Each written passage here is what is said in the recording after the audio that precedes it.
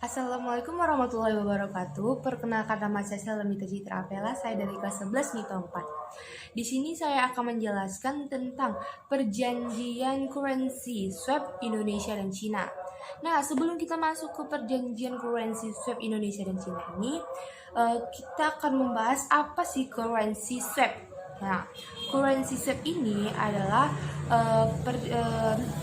transaksi di antara dua belah pihak yang akan menukarkan uang dengan jumlah yang setara dengan mata uang yang berbeda. Pada dasarnya, pihak lain akan meminjamkan uangnya dan pihak lain akan membayar uang tersebut sesuai dengan tanggal tertentu dan dan nilai tukar tertentu yang telah disepakati. Nah, jadi perjanjian currency swap yang dilakukan Indonesia dan Cina ini dilakukan oleh bank. Nah, bank apa? Bank Indonesia yaitu atau BI, dan juga dilakukan oleh Bank Sentral Cina yaitu PBOC. Nah, dalam perjanjian ini dilakukannya kerjasama dalam dalam bertransaksi menggunakan mata uang lokal. Nah, telah disepakati pembentukan kerangka kerjasama pembentukan kerangka kerjasama untuk mendorong transaksi menggunakan mata uang lokal dalam perdagangan bilateral dan investasi langsung. Nah, jadi Indonesia dan Cina ini dapat menggunakan mata uang mereka dalam perdagangan bilateral dan investasi langsung. Nah, jadi hal ini dilakukan juga karena mengurangi ketergantungan terhadap dolar Amerika Serikat. Karena seperti kita ketahui banyak negara yang ketergantungan terhadap dolar Amerika Serikat. Kolaborasi Republik Indonesia dan Cina ini bertujuan untuk membuang atau mengurangi ketergantungan terhadap dolar Amerika Serikat yang sangat mengganggu karena banyak negara yang bergantung dengan dolar Amerika Serikat ini, dan juga ketergantungan ini sudah sangat lama atau cukup lama dialami. Nah, dalam perjanjian currency swap ini, kenapa Indonesia melakukan perjanjian ini? Tentu saja Indonesia sudah mempertimbangkan sangat-sangat matang perjanjian ini terhadap Cina. Untuk mengetahui kenapa sih Indonesia melakukan perjanjian currency swap ini dengan Cina, simak video berikut. Bank Indonesia dan Bank Sentral China atau PBOC menjalin kerjasama dalam pembayaran transaksi perdagangan bilateral dan investasi langsung atau local currency settlement dengan menggunakan mata uang lokal kedua negara yaitu yuan dan rupiah. Tentu saja kesepakatan ini berpotensi mengurangi ketergantungan terhadap dolar Amerika Serikat. Selengkapnya akan kami ulas untuk Anda dalam Buy Dolar RI dan China pakai mata uang lokal. PBOC dan Bank Indonesia telah menyepakati pembentukan kerangka kerjasama untuk mendorong penggunaan mata uang lokal dalam penyelesaian transaksi perdagangan bilateral dan investasi langsung atau local currency settlement (LCS). Hal tersebut meliputi penggunaan kuotasi nilai tukar secara langsung dan perdagangan antar bank untuk mata uang yuan dan rupiah. Kerjasama ini akan diperkuat melalui sharing informasi dan diskusi secara berkala antara otoritas China dan Indonesia.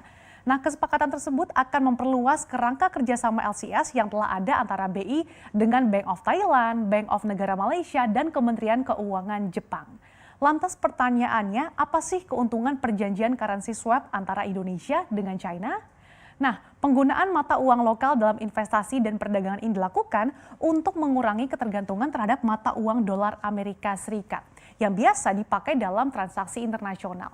Sebagai gambaran untuk Anda nih, praktik umum yang berlaku adalah importir, di mana investor melakukan konversi mata uang lokal ke dolar Amerika Serikat, baru kemudian berdagang atau berinvestasi.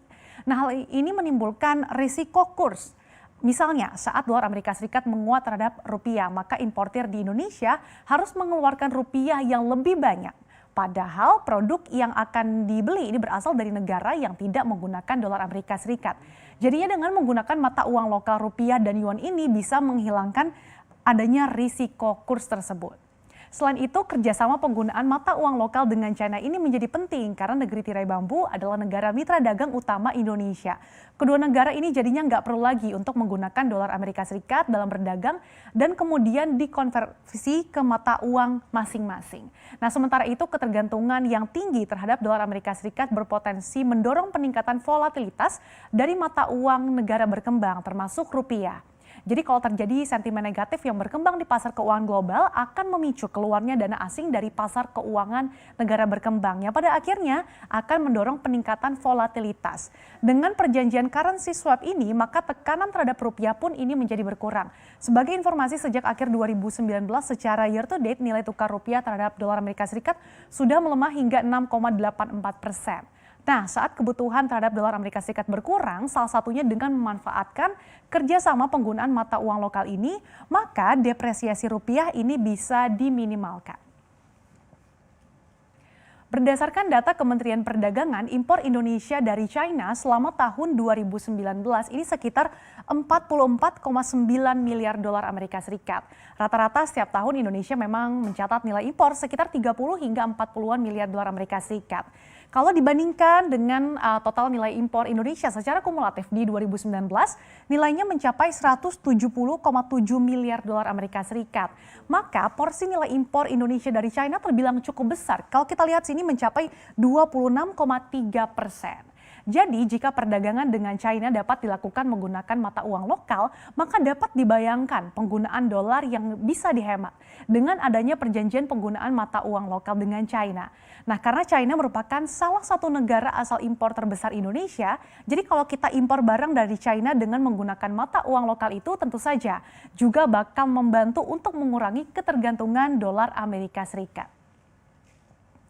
Kita lihat lagi di slide selanjutnya. Nah, dolar Amerika Serikat selama ini kan dipandang sebagai mata uang dominan karena jauh lebih banyak digunakan ketimbang mata uang negara lainnya. Namun belakangan mata uang China Yuan ini juga mulai menunjukkan kekuatannya. Morgan Stanley memperkirakan peningkatan investasi asing ke pasar China ini dapat meningkatkan penggunaan mata uang Yuan dan mendorongnya menjadi cadangan mata uang terbesar ketiga di dunia. Nah, ini setelah dolar Amerika Serikat dan juga euro. Dengan investasi yang lebih banyak, aset global akan disimpan dalam yuan. Nah, pemerintah China secara internasional memegang erat penggunaan mata uang yuan termasuk mencegah sejumlah modal besar meninggalkan negara itu. Menurut analisis Morgan Stanley, pemerintah China memang selama bertahun-tahun ini mencoba untuk mempromosikan penggunaan yuan atau yang dikenal sebagai renminbi. Saat ini saja, yuan menyumbang sekitar 2% dari aset cadangan devisa dunia.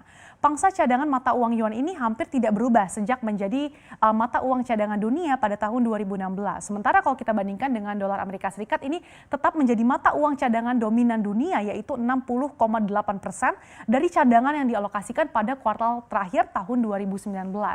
Namun angka pangsa pasar yuan di aset cadangan devisa dunia tersebut ini diprediksi bisa naik hingga mencapai 5% sampai 10% di tahun 2030.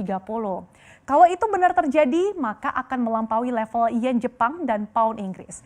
Tapi target 5 hingga 10% ini bukan tidak realistis loh ya. Morgan Stanley melihat bahwa dengan pembukaan pasar keuangan China, integrasi pasar modal lintas batas yang berkembang di seluruh ekuitas dan pendapatan tetap, serta peningkatan proporsi transaksi lintas batas China yang berdenominasi renminbi, maka ini akan memperkukuh penggunaan mata uangnya. Sementara itu, menurut ahli strategi investasi senior di Fontable Asset Management, Sven Skubert, ini ada sejumlah faktor yang bisa meningkatkan dominasi yuan di kancah global, yaitu teknologi dan dukungan investasi. Salah satunya melalui program pinjaman Belt and Road-nya. Nah, itu tadi penjelasan tentang perjanjian currency swap. Nah, sekarang saya akan memberikan tanggapan saya tentang perjanjian currency swap ini. Nah, currency swap, perjanjian currency swap Indonesia dan Cina. Nah, menurut saya perjanjian ini menguntungkan Indonesia karena dapat mengurangi ketergantungan terhadap dolar Amerika Serikat. Dan juga perjanjian ini dapat memudahkan negara lain dalam dagang bilateral dan berinvestasi secara langsung. Dan juga perjanjian ini dapat mengikat solidaritas antar negara antar negara untuk bekerjasama untuk melawan krisis. Di situ dalam keuntungan pasti ada kekurangan. Menurut saya kekurangannya itu apabila terlalu banyak melakukan perjanjian clearance swap ini dapat menambah uang kas, maksudnya dapat menambah utang negara. Jadi itu semua tergantung kepada negara masing-masing untuk membayarnya bagaimana. Sekian video dari saya, semoga bermanfaat. Wassalamualaikum warahmatullahi wabarakatuh.